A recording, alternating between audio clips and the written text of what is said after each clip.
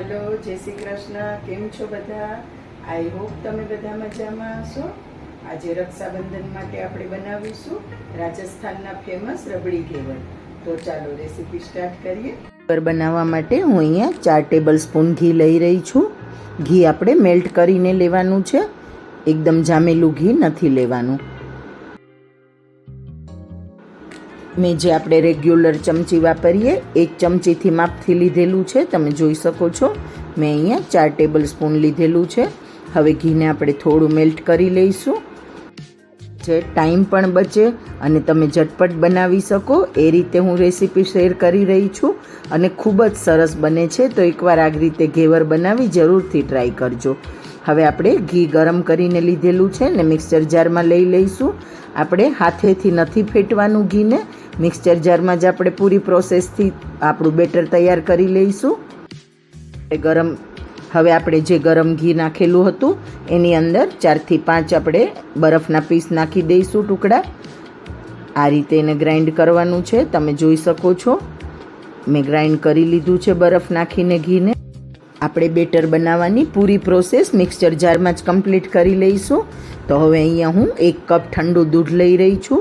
દૂધ પણ આપણે ફ્રીજનું જ લેવાનું છે, ગરમ દૂધ નથી લેવાનું. તો દૂધને પણ આપણે દૂધ નાખ્યા પછી ફરીથી ગ્રાઇન્ડ કરવાનું છે.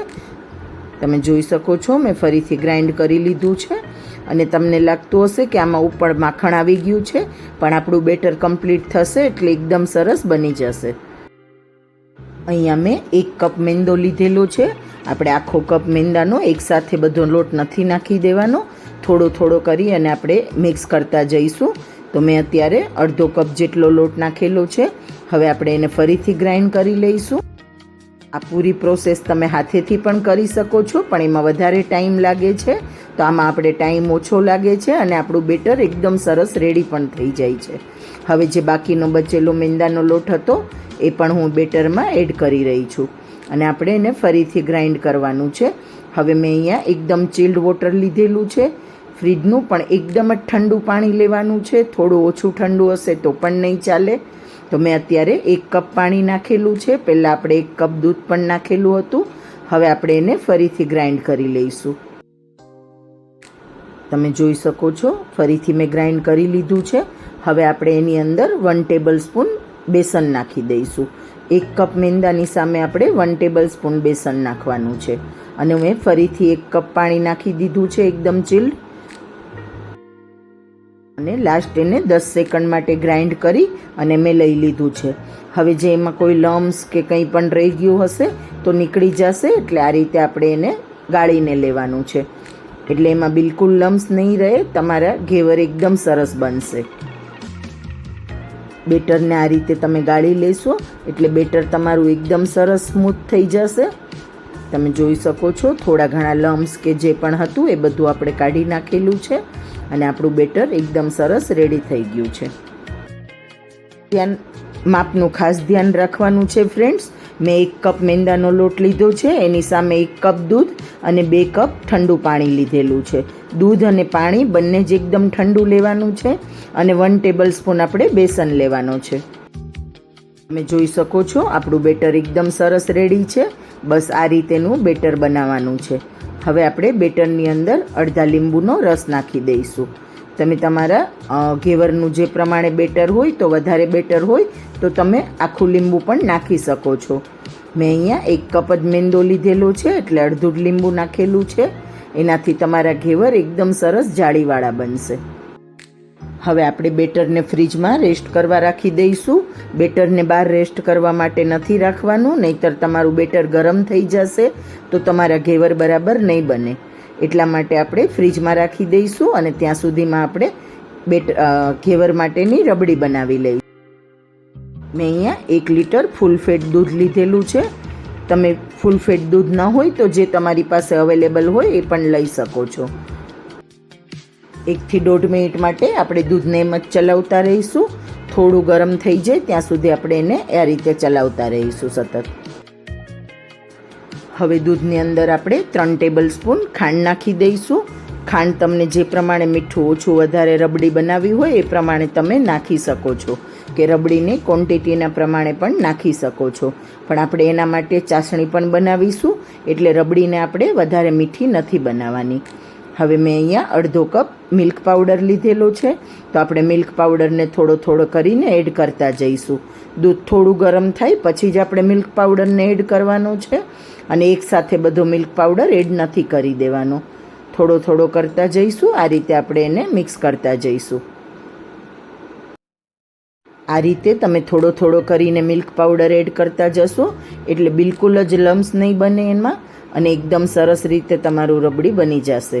હવે મેં અહીંયા થોડું દૂધ લીધું હતું અને એમાં થોડું કેસર નાખીને રાખેલું હતું. તો હવે આપણે એ કેસરવાળું દૂધ પણ એમાં મિક્સ કરી દઈશું. તમારી પાસે જો કેસર ન હોય તો તમે સાદી રબડી પણ બનાવી શકો છો, અથવા ફૂડ કલરનો પણ યુઝ કરી શકો છો. આપણી રબડી બને ત્યાં સુધીમાં આપણે ચાસણી બનાવી લઈશું ઘેવર માટે. હવે મેં અહીંયા 1 કપ ખાંડમાં અડધો કપ પાણી લીધેલું છે, અને એને સારી રીતે આપણે મેલ્ટ કરવાની છે ખાંડને, અને આ રીતે આપણે ચાસણી ચેક કરીશું. ઘેવર માટેની ચાસણી થોડી જાડી રાખવાની હોય છે, એટલે આપણે આ રીતે ચેક કરી લઈશું, અથવા તો તમે હાથેથી એક તાર બને એ રીતની ચાસણી બનાવી શકો છો. હાથેથી ચેક કરો તો એક તાર બને એ રીતની ચાસણી આપણે તૈયાર કરવાની છે. મારી પાસે આ કેચઅપ માટેની જે બોટલ આવે એ પડેલી હતી, તો હું એમાં બેટર ભરીને બનાવી રહી છું. તમે ડાયરેક્ટ ચમચાથી પણ બનાવી શકો છો, તો તમારી પાસે પેપ્સીની કે કોઈ ખાલી બોટલ હોય તો એમાં પણ વચ્ચે હોલ પાડી અને તમે આ રીતે બેટર ભરી બનાવી શકો છો. હવે આપણે થોડું થોડું 1 ટેબલ સ્પૂન જેટલું બેટર નાખતું જવાનું છે, અને એ પણ થોડું થોડું કરી અને નાખવાનું છે, અને વચ્ચે આપણે વેલણની મદદથી આ રીતે હોલ કરતા જઈશું. મારી પાસે ઘેવર માટેના જે મોલ્ડ આવે એ મોલ્ડ નથી, તો હું અહીંયા ડાયરેક્ટ તપેલીમાં જ બનાવી રહી છું. જો તમારી પાસે મોલ્ડ હોય તો તમે કડાઈની અંદર તેલ મૂકીને આ રીતે બનાવી શકો છો. મેં ડાયરેક્ટ તપેલીની અંદર જ તેલ મૂકેલું છે, અને તમે જોઈ શકો છો કે હું થોડું થોડું કરીને બેટર નાખી રહી છું. એકસાથે વધારે બેટર નથી નાખવાનું. થોડા બબલ્સ ઓછા થાય પછી આપણે ફરીથી બેટર નાખવાનું, અને વચ્ચે આ રીતે હોલ કરતા જઈશું. ઘેવર રાજસ્થાનની ફેમસ સ્વીટ ડીશ છે, અને અત્યારે શ્રાવણ માસમાં તો ત્યાં સ્પેશિયલી તમને બધી જ જગ્યાએ ઘેવર જોવા મળે, અને ખાવામાં ખૂબ જ સરસ અને ટેસ્ટી લાગે છે. તો તમે પણ એકવાર આ રીતે ઘેવર બનાવીને જરૂરથી ટ્રાય કરો.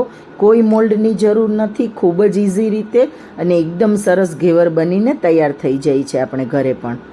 હવે આ રીતે આપણે એને સાઈડમાં એક જે ધારવાળું નાઈફ હોય એ લેવાનું છે, અને આ રીતે આપણે કટ મૂકતા હોય એ રીતે બધી જે સાઈડની બોર્ડર હોય એમાં આપણે એને ઘેવરને અલગ કરવાનું છે, અને એકદમ સાચવીને કરવાનું છે, કેમ કે આપણું તેલ પણ એકદમ ગરમ છે અત્યારે. ત્યારથી આપણે ઘેવર અલગ કરી દીધું, પછી થોડું એને અંદર પ્રેસ કરી દેવાનું છે તેલમાં, એટલે ઉપરની સાઈડથી પણ સરસ રીતે એકદમ ફ્રાય થઈ જશે. તમે જોઈ શકો છો આપણું ઘેવર એકદમ સરસ રીતે ફ્રાય થઈ ગયું છે, અને ગોલ્ડન બ્રાઉન થઈ ગયું છે. તો પણ પહેલું ઘેવર છે એટલે થોડું તો ફરક પડે, એકદમ પરફેક્ટ નહીં બને. એટલે પહેલું ઘેવર થોડું પરફેક્ટ નથી બનેલું, વચ્ચે હોલ પણ થોડો મોટો છે, પણ ક્રિસ્પી સરસ બનેલું છે. તો આ જ રીતે આપણે બાકીના બધા ઘેવર પણ બનાવીને તૈયાર કરી લીધા છે. તમે જોઈ શકો છો બાકીના બધા ઘેવર એકદમ સરસ જાળીવાળા બનેલા છે, અને એકદમ સરસ ક્રિસ્પી બનેલા છે. 7 ઘેવર અહીંયા બનેલા છે ફ્રેન્ડ્સ. આપણે આટલા બેટરમાંથી 7 ઘેવર બનાવી લીધા છે. તો એકવાર તમે પણ આ રીતે રબડી ઘેવર જરૂરથી ટ્રાય કરજો. ને મારી આજની રેસીપી ગમી હોય તો મારા વિડીયોને લાઇક, શેર અને કોમેન્ટ જરૂરથી કરજો ફ્રેન્ડ્સ. હવે હું તમને એક ઘેવર રેડી કરીને બતાવી રહી છું. આપણી ચાસણી થોડી જામી ગઈ છે, પણ આમાં થોડી વધારે જાડી હશે ચાસણી તો ચાલશે, કેમ કે ચાસણી આપણે બનાવીને રાખી ત્યાં સુધીમાં ઠંડી થઈ ગઈ છે વધારે પડતી. તમે અત્યારે થોડી ગરમ પણ કરી શકો છો, એટલે થોડી મેલ્ટ થઈ જશે ફરીથી. પણ હું એમ જ બનાવી રહી છું. વધારે જાડી હશે ચાસણી તો એમાંથી નીચે નહીં નીકળે જાળીમાંથી, અને ખાવામાં પણ મજા આવશે. અને વધારે પતલી ચાસણી નથી રાખવાની, નહીંતર તમારું ઘેવર એકદમ ભીનું થઈ જશે તો પછી ક્રિસ્પી નહીં રહે અને ખાવામાં પણ મજા નહીં આવે. અને આપણે ઘેવરને 1 મહિના સુધી સ્ટોર કરીને રાખી શકીએ છીએ. તો જ્યારે પણ આપણે ખાવું હોય ત્યારે જેને આ રીતે આપણે રબડી લગાવી અને રેડી કરવાનું છે. તો આપણી રબડી પણ તમે જોઈ શકો છો ફ્રેન્ડ્સ, એકદમ સરસ બની ગઈ છે. એને પણ મેં ઠંડી કરવા માટે ફ્રીજમાં રાખી દીધી હતી. તો રબડી આપણને જે પ્રમાણે વધારે ઓછી પસંદ હોય એ પ્રમાણે તમે એની ઉપર લગાવી શકો. વગરના ફ્રાય કરેલા ઘેવરને તમે 1 મહિના સુધી સ્ટોર કરીને રાખી શકો છો ડબ્બામાં. જ્યારે પણ મન થાય ખાવાનું ત્યારે ફટાફટ રબડી બનાવી અને ઘેવર બનાવી શકો છો. અહીંયા મેં સરસ રીતે રબડી લગાવી દીધી છે ઘેવરની અંદર. આ હું તમને અત્યારે એક કટ કરી અને રેડી કરીને બતાવી રહી છું ફ્રેન્ડ્સ. અત્યારે હું બીજા બધા નથી બનાવી રહી ઘેવર. મારી આજની રેસીપી ગમી હોય તો મારા વિડીયોને લાઇક, શેર અને કોમેન્ટ જરૂરથી કરજો ફ્રેન્ડ્સ. અને જો મારી ચેનલ પર નવા હોય તો સબસ્ક્રાઈબ જરૂરથી કરજો. હવે આપણે ઉપરથી થોડા ડ્રાયફ્રૂટ પણ એડ કરી દઈશું. મેં અહીંયા બદામ, કાજુ અને પિસ્તા લીધેલા છે. તમને જે ડ્રાયફ્રૂટ પસંદ હોય એ તમે લઈ શકો છો, અથવા તો એકલા બદામ કે એકલી પિસ્તા પણ યુઝ કરી શકો છો. તો આપણા રબડી ઘેવરના પર તમે ચાંદીનો વરખ પણ લગાવી શકો છો.